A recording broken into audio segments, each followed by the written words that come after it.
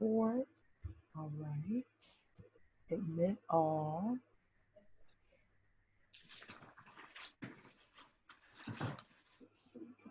And let me do mute upon entry.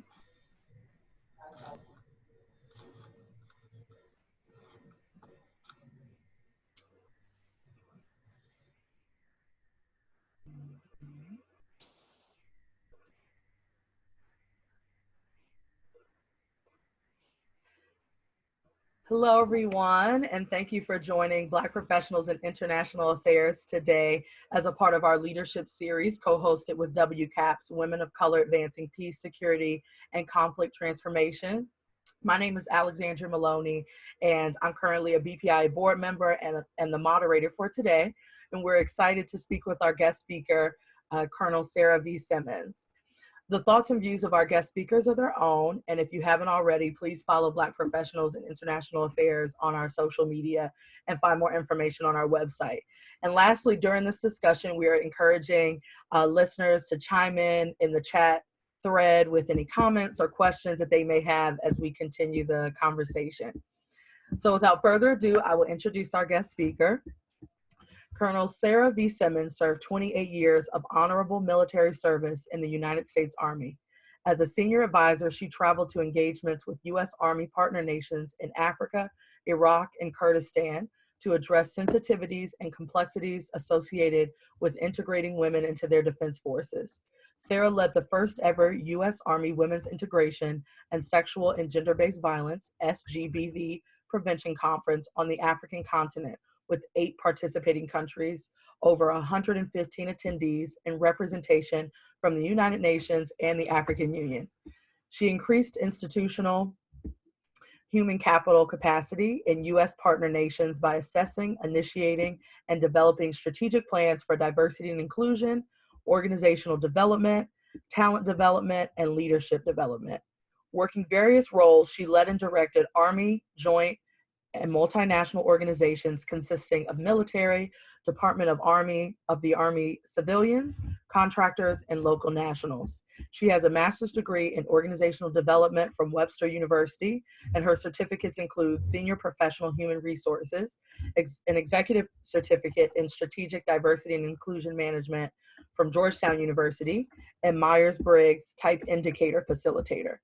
Currently, Colonel Simmons provides human capital consulting, training, and coaching services for government, nonprofit, and private sector organizations. So thank you so much, Colonel Simmons, for speaking to us today. I'm glad to be here. So I'd like to start off the conversation by asking, could you tell us more about your professional journey and your start in the Army? So you have a wealth of experiences in women, peace, and the security field. So feel free to share, parts of your professional journey, your academic journey, life journey. Well, my professional journey actually started with a decision I made while in college. When in college, my first year, we had the option, you can take physical education, PE, or you can take the Reserve Officer Training Corps, which is ROTC.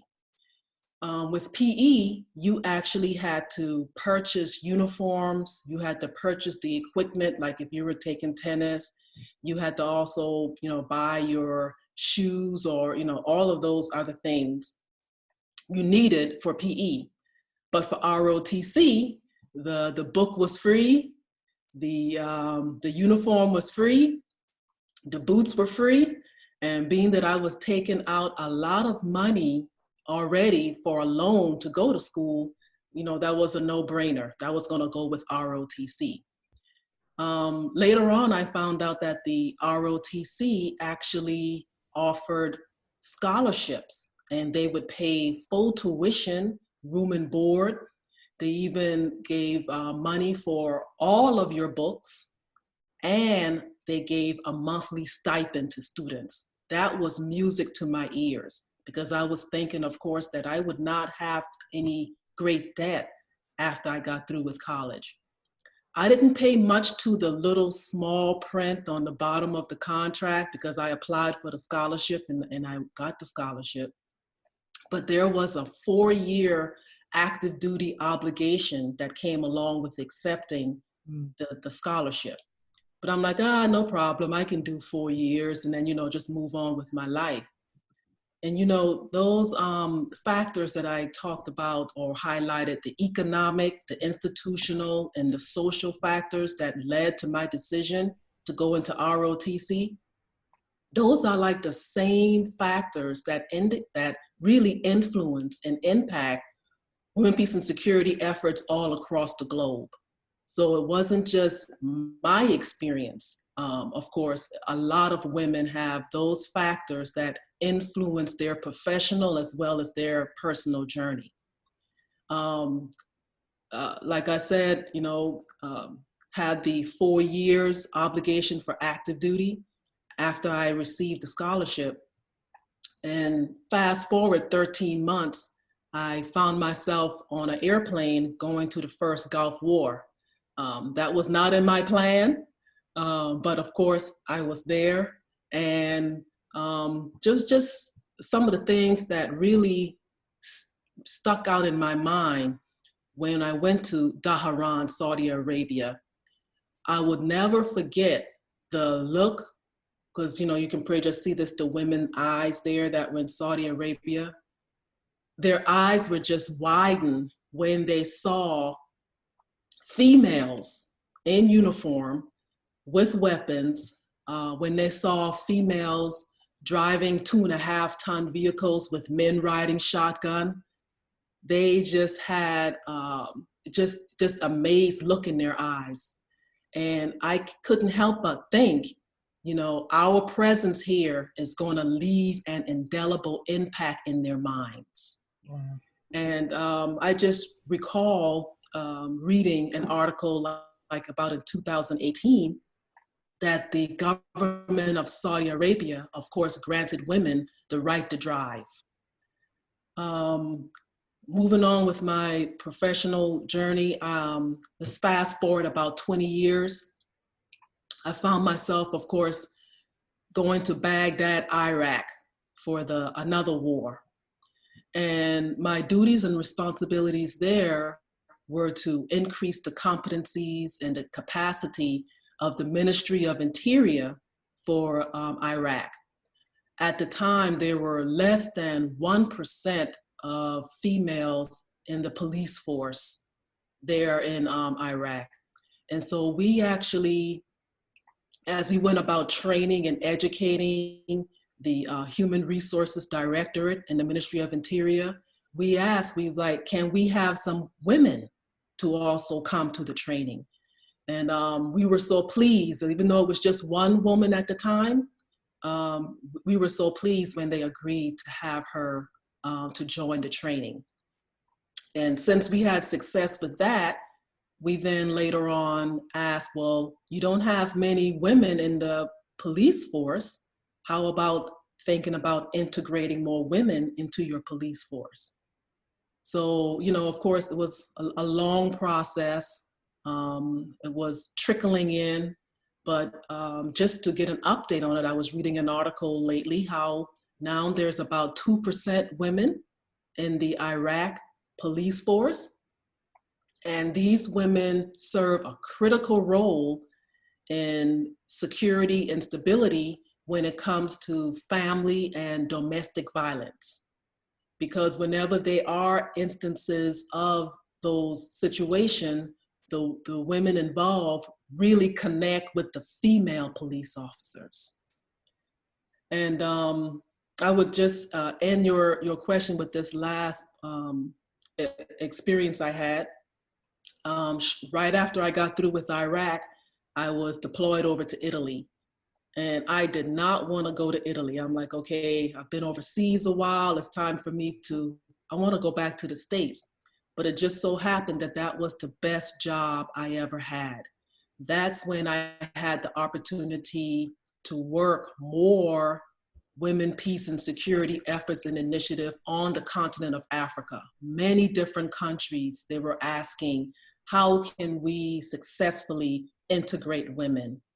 So we had a lot of great exchanges there, a lot of great engagements. And I just learned a lot about looking at, all the different aspects, looking at the organization, tailoring different planning and strategies to help all of the defense forces that we partnered with. Thank you for sharing that. On the topic, so you mentioned what the processes kind of look like for some of these projects and initiatives.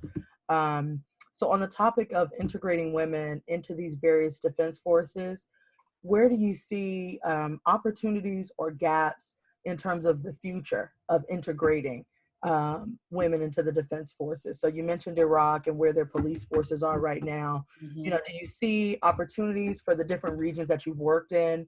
And do you have any, gap areas where you see that there's still work to be done? Most definitely, there's a lot of work to be done. What I saw when I worked with, for instance, I'll give an example, Botswana Defense Forces. I noticed that there are two critical elements that must exist in order for there to be success.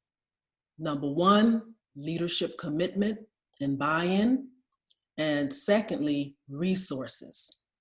You cannot do anything without the proper resources. Everything from the right personnel with the right skills and the passion and the drive to, of course, money. You gotta have money.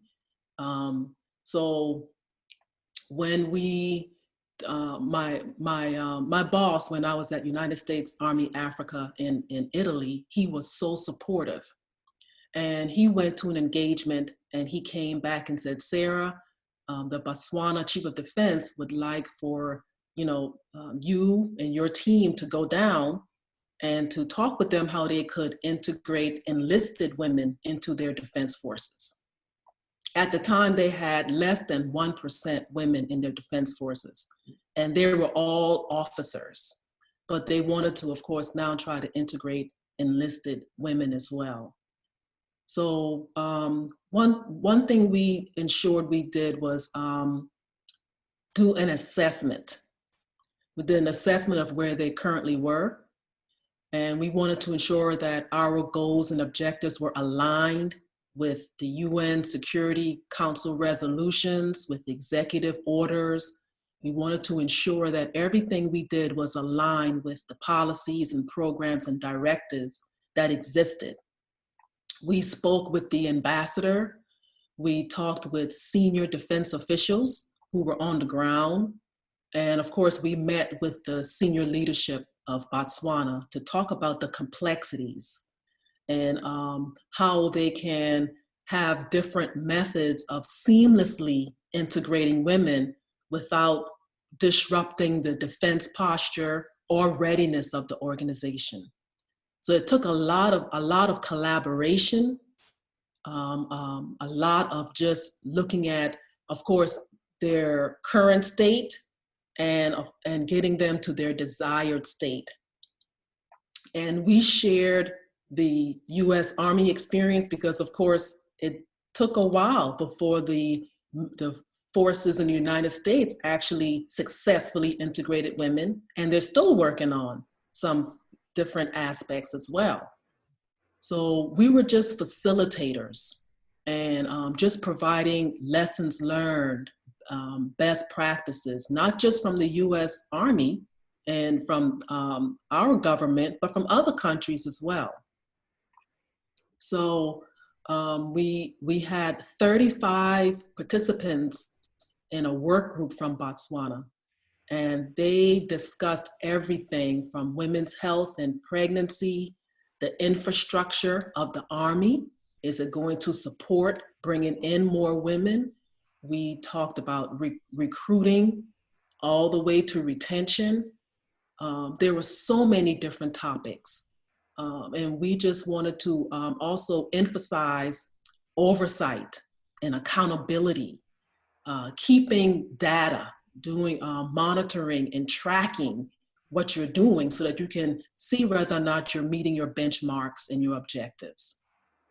So it was a very successful engagement. And we also did something similar in Namibia as well. Mhm. Thank you for that. You mentioned leadership and resources. I'm curious what experience and what advice you have when leadership may be resistant or in disagreement with what you're there to do. You know, you're there to do a job. And there Yeah. may be what has been your experience with that, and what advice and guidance do you have?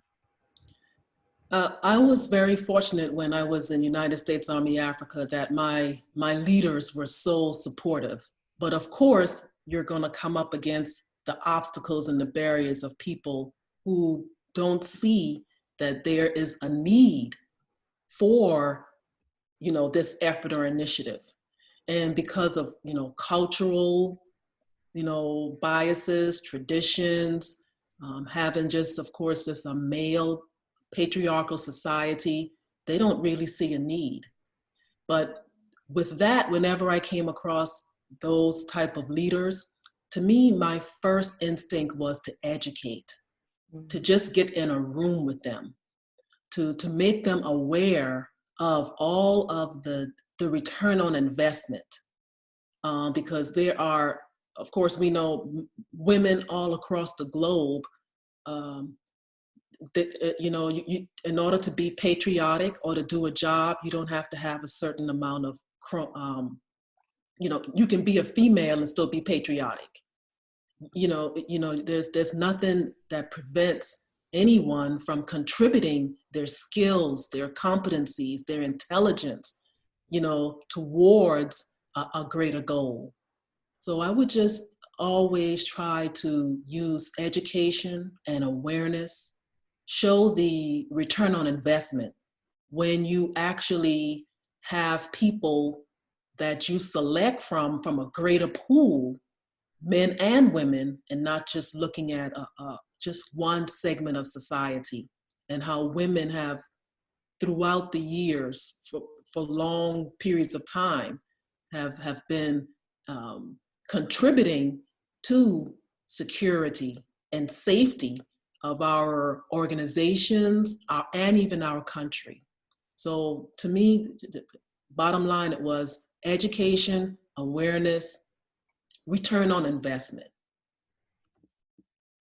Excellent. Thank you so much for asking that. So Mhm. I'm going to ask, answering that. I have one more question that I'm going to ask, and then I'm going to open it up for Q&A. So folks who are listening, if you have burning questions, please feel free to put those in the chat, and I will do my best to incorporate those questions. So my next question is, according to this recent report on peace and security from UN Women, the report essentially points to the fact that women continue to largely be excluded from negotiating peace. And why I'm asking, why I'm bringing this, connecting this to this question, and this may be a big question, uh, Mhm.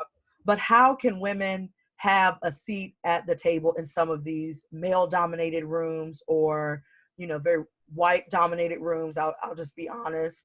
Mhm. Have there been times where you felt, there's a concept called imposter syndrome, where are questioning, do I have the credentials needed to enter this space? Maybe earlier in your career, Mhm. before taking on these larger roles, um, where you may have been the only woman or the only woman of color in the room. How did you overcome any of those obstacles, if you had faced those? Well, unfortunately, I've been the first, the only indifferent more times than I expected or wanted.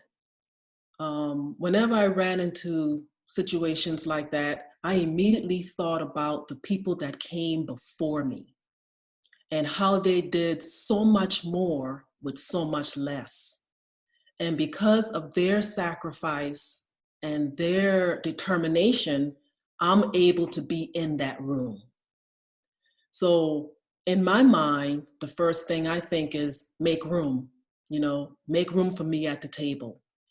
And I rely on my confidence, being self-aware, knowing who I am, always striving to be the best version of myself. And I'll also rely on my confidence and my competence, knowing my job, mastering my craft, knowing not only my job, but what are my leaders doing?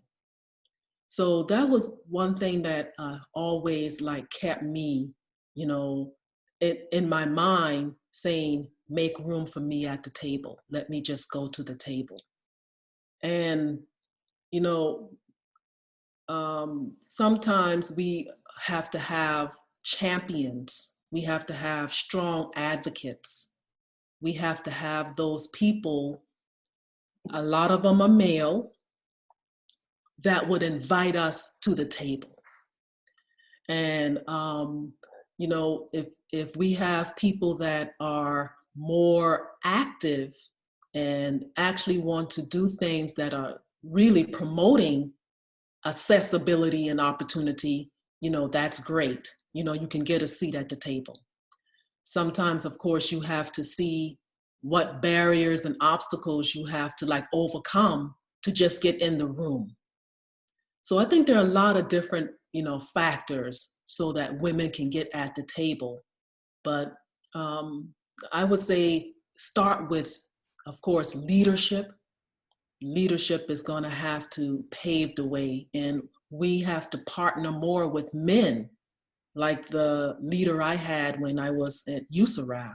Partner more with them so that we can get more room at the table, not just for one, but for more and for others that are coming behind us as well. Thank you so much. You mentioned the importance of having advocates. I see a question here. What insight would you give to a younger woman interested in peace and security in relation to mentorship? So could you speak to the importance of mentorship in your journey? Yes, that was one. Maybe tips on how to identify a mentor for a younger woman. Mm-hmm. Thank you. Yes.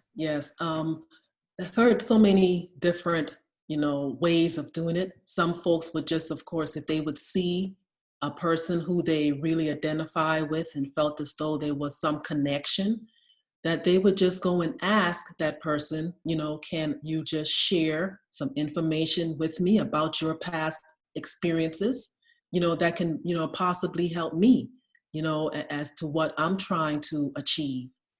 And others, sometimes of just, gradually, just based on, where you are and what you do, you would just meet some people. And I would say, if there is someone who is in a place where you are, just ask that person if they would be willing to do just like some type of talk, And what I've done in the past is, if I was going to a job and I knew someone that was there in the job, I would ask them to do like a personal interview and to talk about themselves, to talk about their journey, so I can see, is this someone that I can confide in, someone that I can trust, someone that I can possibly even ask if they would like to be a mentor. So, and another thing I would recommend is to join professional organizations, like BPIA, like WCAPS, a lot of organizations out there with like-minded people. You would be surprised when you go out there, how many people are out there that can connect you with other people. You never know who knows who. So it's just always just good to just get out there with like-minded people as well. Great, thank you for answering that. Someone sent me a question asking, what do you like most about the work that you have done in the past, and what were some of the most challenging things about your work?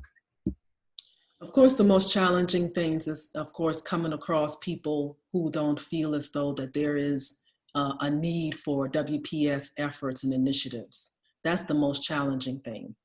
And I was fortunate when I came across that, I was able to leverage the support from my boss at the time, who really opened up the gates for me to do a lot of work with WPS.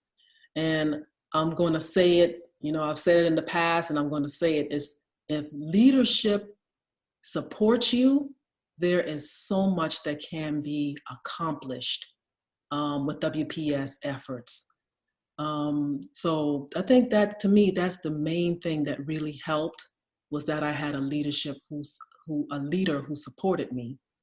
And I'm the type of person, when somebody tells me no, to me, it's like, it's a green light when somebody tells me no. Like, okay, let me go around, underneath, over, because, you have that drive and determination. Sometimes you have to make a way. Of course, politically correct, but there are other ways around achieving things. It may be difficult, but if you find some other like-minded people, you find some leaders, you find some champions, you find some advocates, you don't have to always go alone. Especially for such important work. Like exactly. Something that's so important. Mm-hmm. So Yes. for that. We have one question here that asked, how has the field of women, peace, and security evolved since you first started your journey? And are there any branches of it that are particularly salient at this time? It has evolved so much since I started, way back in, I think, whenever I started. It just seems as though it is just increasing as far as the views and the perspectives.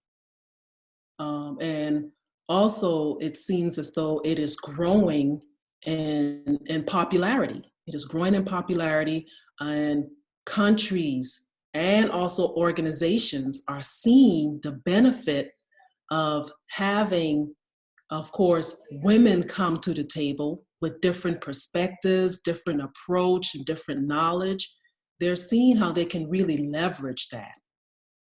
So I see a growth there, and I see I guess I'm just the optimistic, but I just see that there are so many different opportunities to actually look at how you can increase stability in an organization or a country by utilizing all of the resources that you have, not just pulling from the pool of men, but looking also at all the women who are more than qualified and capable of also bringing a perspective to the table that can possibly do something to generate more ideas, innovative ideas, to help promote positive things in an organization. Great, thank you for that answer. We have, I'll take one more question from the audience here, and then I'll finish with a concluding question. And this is from Carolyn Washington. She says, you spoke about champions and mentors. How important is it that women, especially women of color, support each other in what is often a very isolating environment when working in white male-dominated spaces?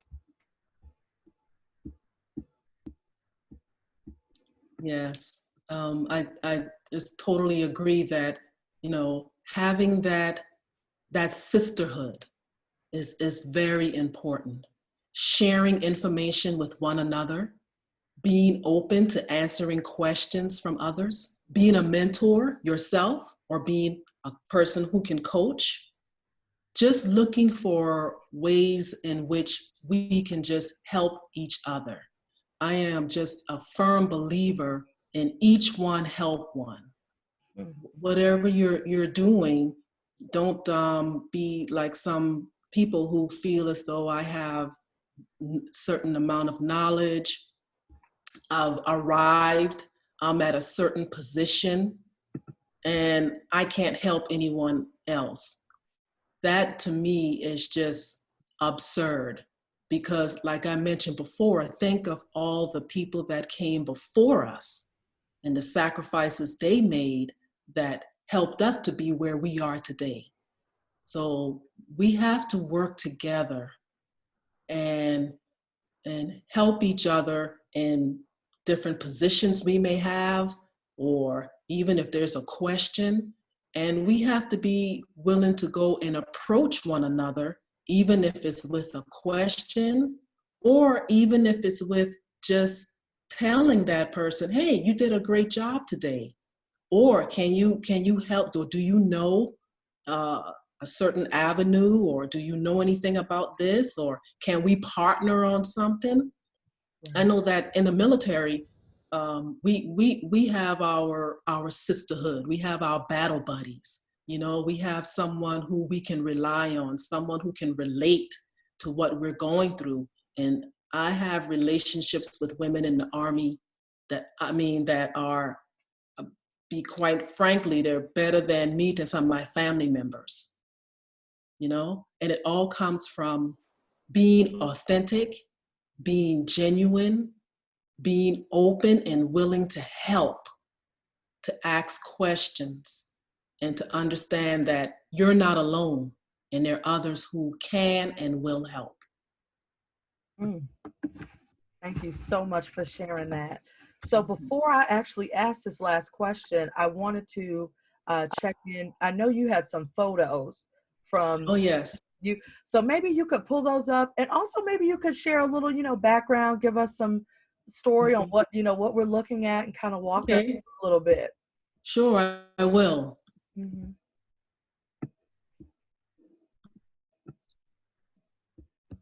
So I don't know if you can see this. Yes. Mm-hmm. Okay. Yep. So this is when I met with the ambassador in Botswana, and we had a meeting with all of the work group members. There were approximately 35 work group members. And we had, of course, our initial meeting for this work group. And she actually came out and gave some opening remarks. And she was just a strong supporter of women, peace, and security efforts and in the initiatives. So we were just sitting there talking with the work group members about, what we planned, and what we expected, our desired outcome from the work group. Here is our meeting with the Chief of Defense of Botswana, and we were the gentleman on the side, the other military gentleman on the side. He was like the senior defense person on the ground in Botswana. So we were just sitting down talking about our agenda, asking what were their concerns, telling them how we can help, and just more or less talking about the plan, how we were going to actually go forward in trying to help them integrate women into the defense forces. And this is just a picture of a person on my team. She actually was the chief of equal opportunity. So she was a member of the team when we went down to talk to the members of the Botswana Defense Force. Her name is Carolina Johnson. She's one of my battle buddies. And we're still just at the meeting talking with the leaders there. And these are some of the work group members. We had 7 different work groups. And what I like most about this picture is that they had men there as a part of the work group. It was not just all women. We had men there. They were very interested. They look very engaged. Yes, they were yes. And I mean, it was just a successful engagement, and we learned from them as much as they learned from us. And we're just, of course, talking about, policies and procedures, and who's going to have what role and whose responsibility it is to do what if you're trying to move it forward. And this is one of my little friends I made there. Oh. I was happy when I did a follow-up. I learned that some of the women who were like lieutenants, they actually gave them a waiver and they got promoted to captain. Wow. So yeah, so just a lot, little small steps, but you know, you keep making small steps, you'll finish your journey. And you just hear talking about, you see in the background, the work groups, you see how they were talking about sexual harassment and assault, career progression. We talked a lot also about mentoring, and you don't always have to have someone of the same sex to be your mentor. Right. You can have a man as a mentor. We talked about different military customs and traditions. We talked about so many different topics because we wanted to take a systemic thinking approach as we were talking to them about how to seamlessly integrate women. And just more discussions with some of the people in the different work groups. And this is when we did the first gender mainstreaming seminar in Windhoek, Namibia. So we had folks from 7 different countries in Africa. They came from Botswana, Malawi, Mozambique, Namibia, Senegal, Sierra Leone, and Zambia. And then we just had everyone to come together to talk about what are their challenges, what's working, you know, and they were just there sharing ideas how they can keep moving the agenda forward. And this is another advocate. He took time out of his schedule. He came down to, he's a general officer. He actually came down to provide opening remarks and to just show support of women, peace, and security initiatives. And we have an officer here, I believe he's from Senegal, and someone else just took some of these pictures during the breaks, and they're just talking and just dialoguing about things that they can do and share with one another as they're moving things forward. And here's another person on my team. One woman, of course, you know, she talked with EO, and the other young lady there, she was a person who was an expert like in recruiting and retention. So just sharing ideas. So that's it. Just a couple photos. Thank you so much. I felt like this was, you know, story time, reflected back. I loved it. I was like, oh, what's next? What's next? So much. I'm gonna, so this is my last question that I'll ask you, and feel free to put any concluding thoughts onto it. But what do you know now that you wish you would have known, you know, when you first started? What would you tell your younger self when you first started to do this work? I think I would have, you know, in the Army, we talk a lot about critical thinking and critical reasoning. I think one thing that I would really have wanted to know, my younger self, was to be more self-aware, because I believe that that really helps with confidence, and also to also have a systemic thinking approach to different problems. Because I believe when you look at things systemically, it really helps when you are providing solutions to problems. So I think that is, you know, there's so many things. Of course, hindsight is 2020. I can talk for a long time, but I think just knowing who I am, practicing self-mastery, learning that at a young age, I believe that would have really helped me even more along the way as I was doing this work. Colonel Simmons, thank you so much for taking the time to speak to us and share your journey, your insights, your guidance, and your experiences. And I'd also like to thank everyone who joined in the chat. You're getting great reviews.